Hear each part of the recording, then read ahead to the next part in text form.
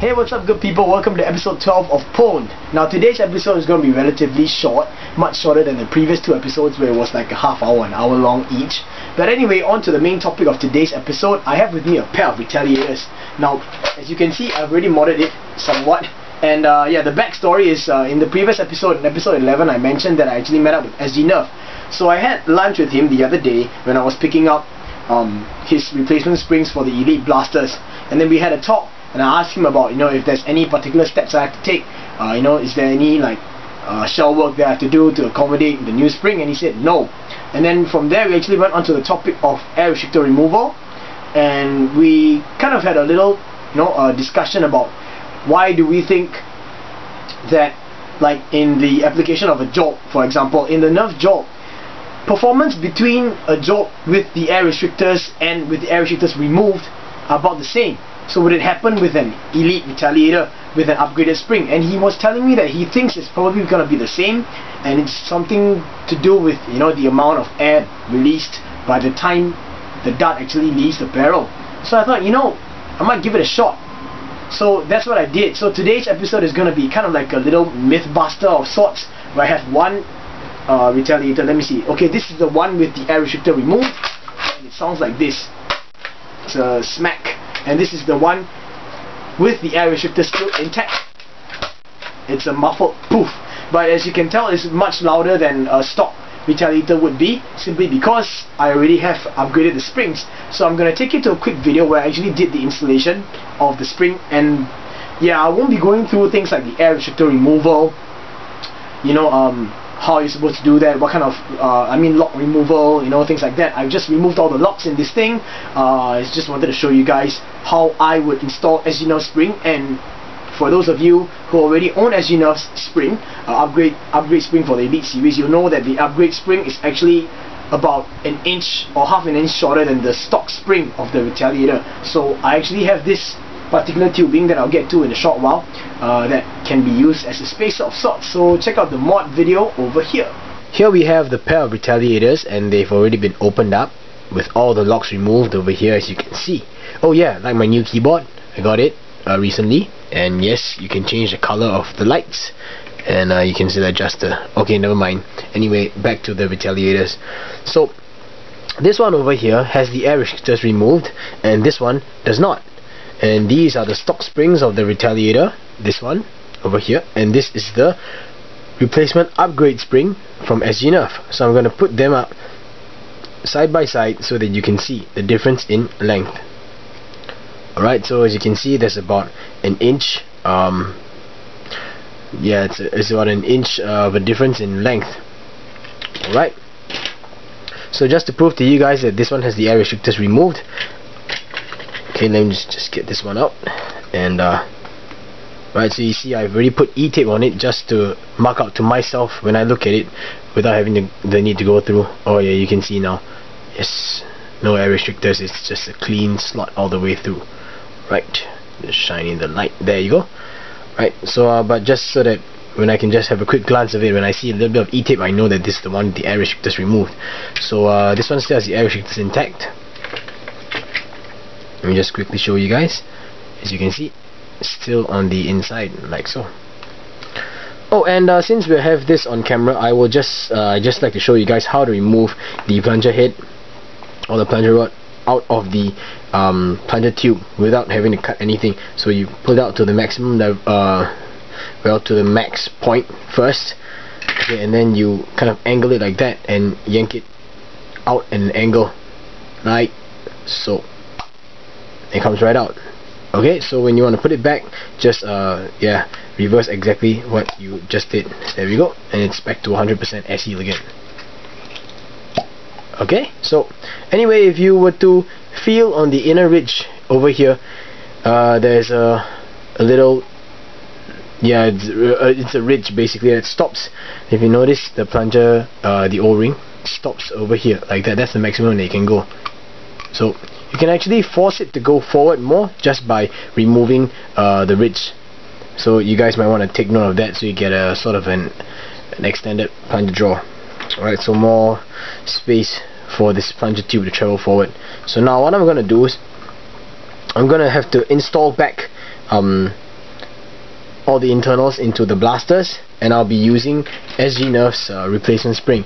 Now, the thing about using his replacement spring is that you need to actually remove the bolt lock, because this spring is shorter, so it doesn't really, sometimes it might not, you know, push the plunger tube forward enough to engage the what do you call it, the bolt lock, and therefore it might cause you to have some jams. So SG Nerf, when he first introduced this spring, he recommended everybody to remove the bolt lock. He said that it's for the best. Alright, so anyway, the bolt lock is actually located here at the bottom of the bolt slat. Just remove these two screws over here, small black ones. This pair, this whole orange piece comes right out, and remove this piece over here. Right, so this here is the clip lock, this is the trigger lock, and this is the bolt lock, and I've already removed all of these in these blasters. So now the thing is, I'm gonna install everything back with the spring. Now, to assist me in, you know, not having the spring to sit all the way down, I want it to have a little bit more compression. Now, instead of using the traditional hot glue, I actually have this that I would like to introduce to you guys.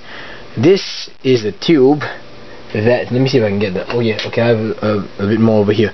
This is the tube that I would use, or those of us Europet PETG users, this is the sleeve that you use to actually sleeve over the Europet PETG.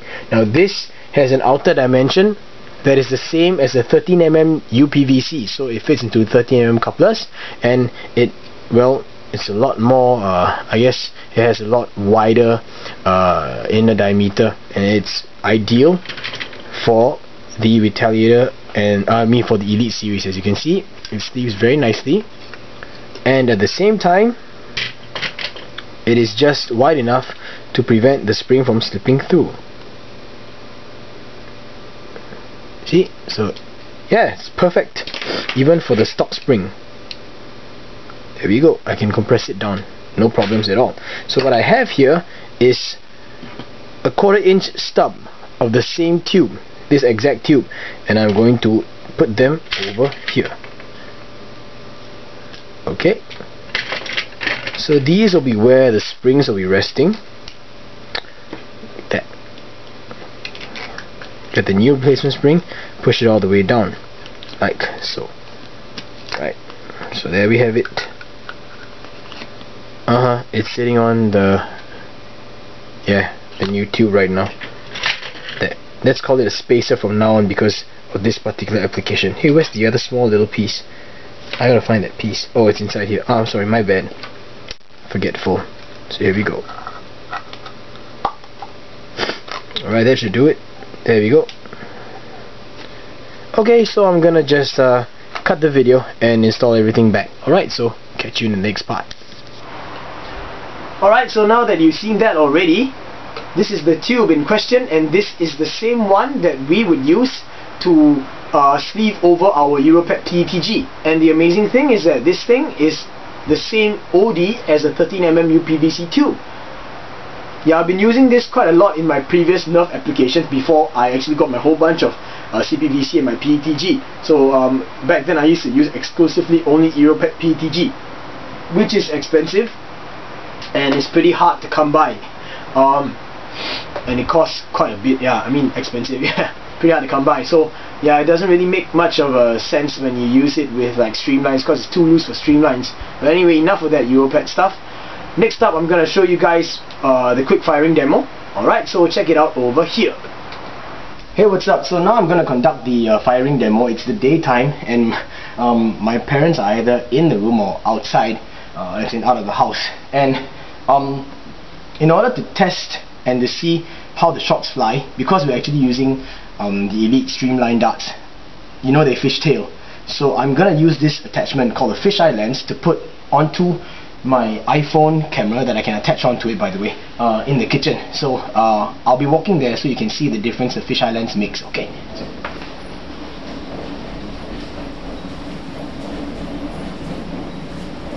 Hello, so I know it's pretty close up, but here's a fisheye lens. I'm going to slide it on like that, then you can see the difference, alright? Magic! So you can see a lot more right now. Yeah, I'm actually at the same position. I wonder if you guys can see me on the other camera. I'm waving over there. So yes, I will try to highlight to you where the darts fly, and there'll be fish tailing all around. So I'm gonna go back there, catch you in a bit. I'm back again, and I have with me a pair of Retaliators.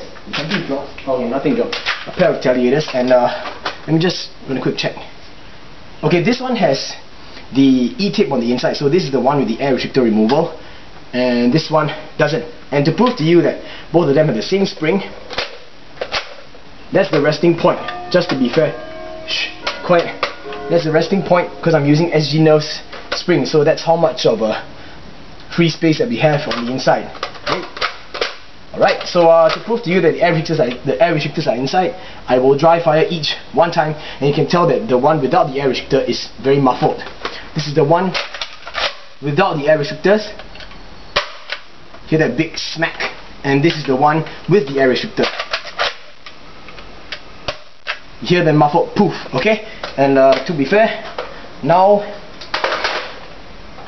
I have two clear clips, and I'll be loading them with the same combination of darts. I will start off with 2 FDL darts each, and then 4 Elite Streamlines. So FDL, FDL,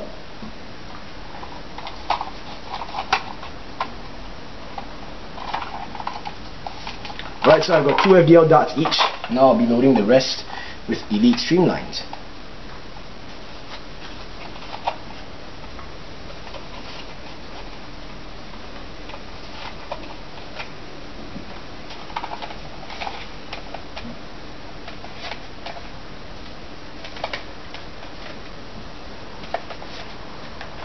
Okay, so this one is the one with the air restrictor. I'm going to put that aside. This one is the one without the air restrictor, so I'll just load in a clip like that. Grab the one with the air restrictor. There we go. So I'm going to fire off 4 streamlines from this, followed by 4 streamlines from the one with the air restrictors, all the way down into the kitchen. And I don't know how the darts will fly because the first 4 are all streamlined. So here we go. I'm just gonna fire it up straight, and I do believe that if it flies in a straight path or a straight path of trajectory, then it will hit the end of the kitchen. So that's where we have to check out on the iPhone camera. So here we go. I'll be holding everything up at my shoulder level and pointing straight like that. That one didn't even make it past the camera. Okay. Oh, okay, this one hit the light. Alright, so that was the one with the air restrictor. Now it's 4 without the air restrictors. That was a nice ricochet. I don't know if the camera could catch that. Last one. That was good. Okay, now 2 shots FDL darts on the blaster without the air restrictors.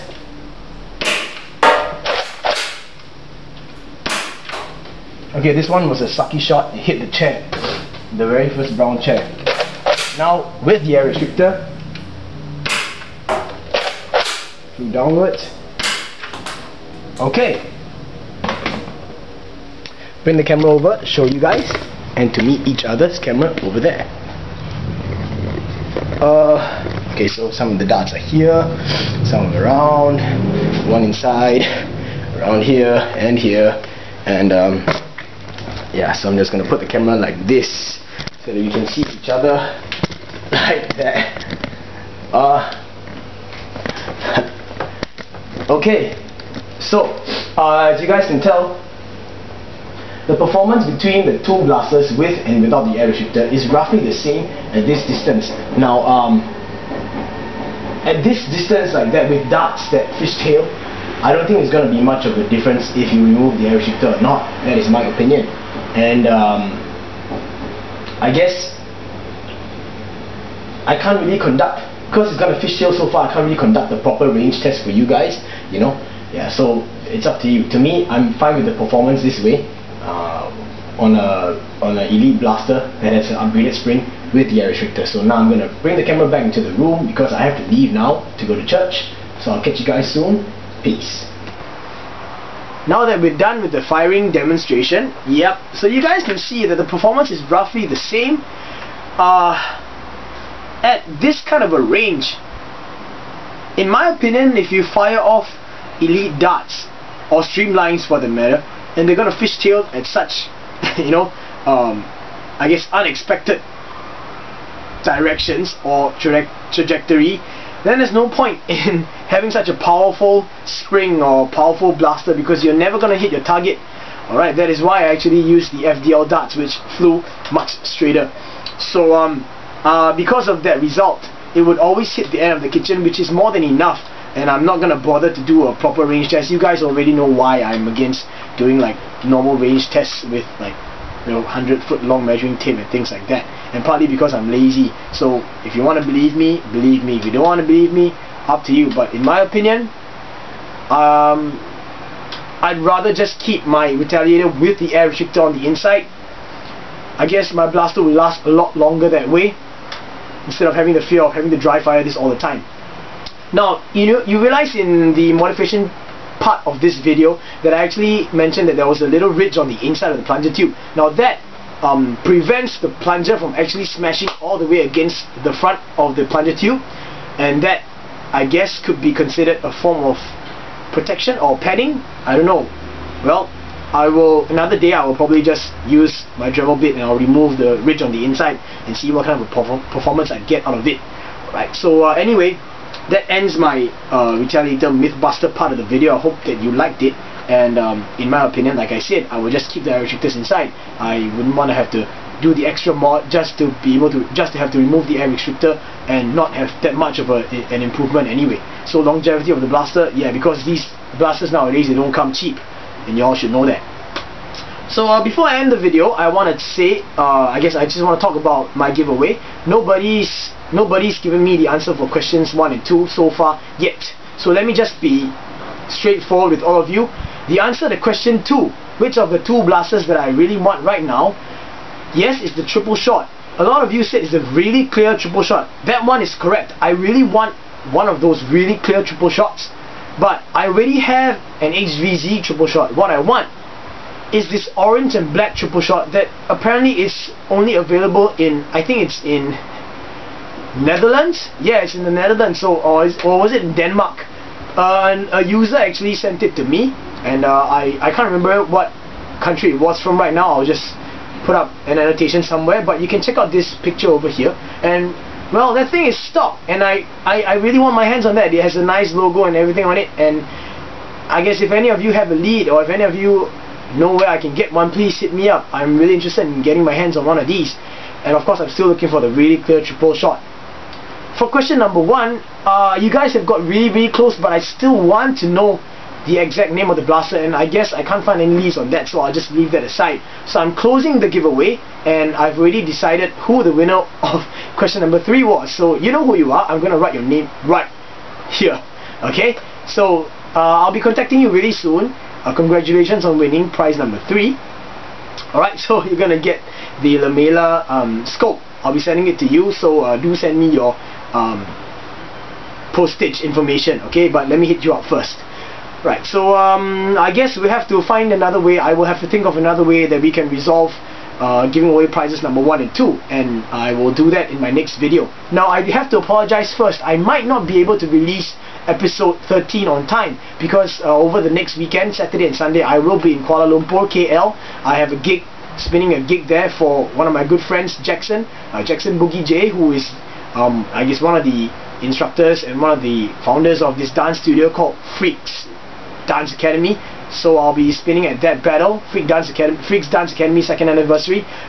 Big name dancers like Slim Boogie's gonna be there, and I'm feeling very honored to be DJing there. So that's the reason why I might not be able to get episode 13 out on time. Right, so I hope that you guys will bear with me, and I apologize if it becomes too late. But anyway, thanks for watching, guys. Stay tuned, and we'll see what we have in store for episode 13. Have a great week ahead. Peace.